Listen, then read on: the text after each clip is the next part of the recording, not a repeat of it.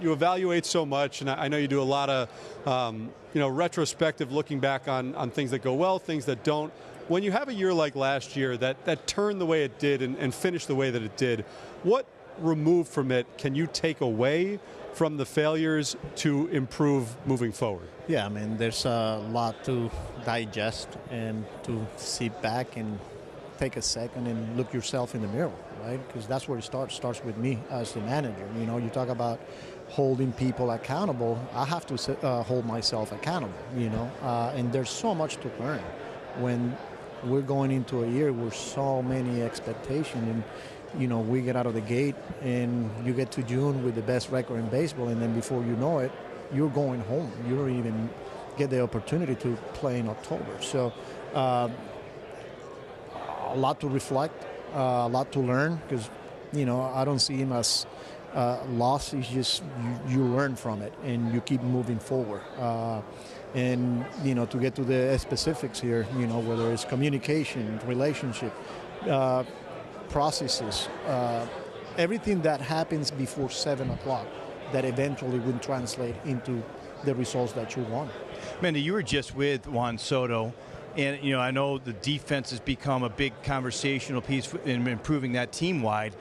And I've seen Juan improve his throwing over the years, his accuracy when he was in San Diego before he came to the Mets. What are you looking for from him on that front to improve on his defensive side? Yeah, I was just down there. I visited him down in the Dominican Republic, and we had a lot of conversations. And when I got back here to the States, we were on a Zoom call with our bench coach, Kai Correa.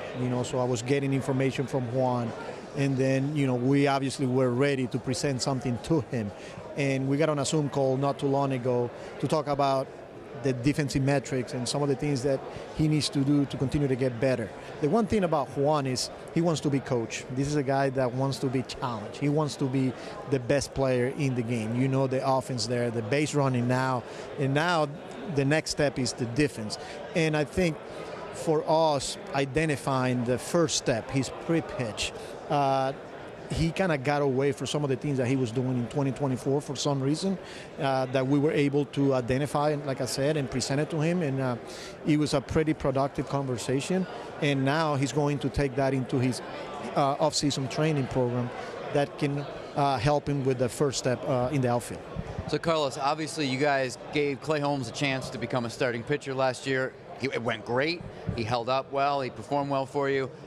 So no slight against what he did there, but is he, to you, going into next year, lock down part of your rotation, or depending on how that pitching staff winds up at the end of the offseason, could you have a conversation with him about going back to the bullpen where he excelled so much, or is he just a starter? Well, I think this is the first time I'm having that conversation. I haven't talked to David as of right now. We're looking at Clay Holmes being a part of our rotation going into next year. He had a hell of a year. Mm-hmm. This is a guy that took the baseball the whole season, and that's credit to him, and because he worked so hard.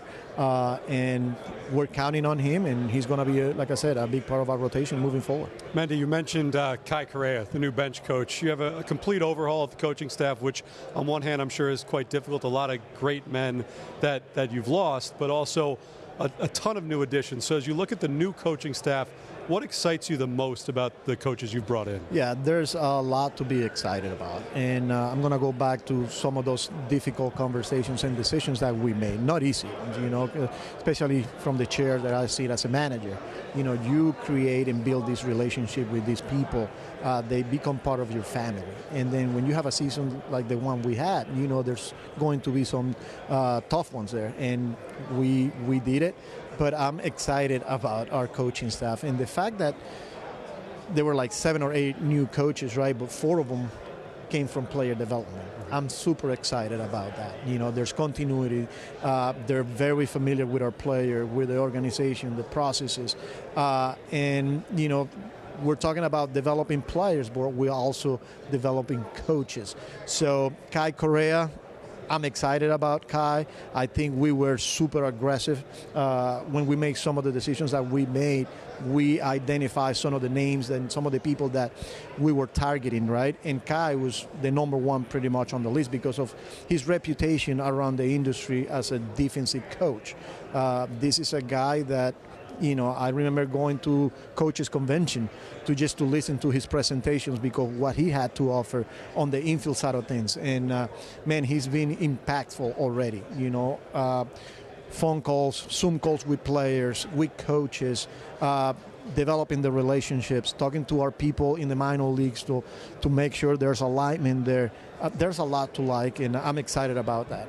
Obviously, the roster is still in flux, but ideally, would you prefer to have a full-time DH, or would you prefer to rotate it?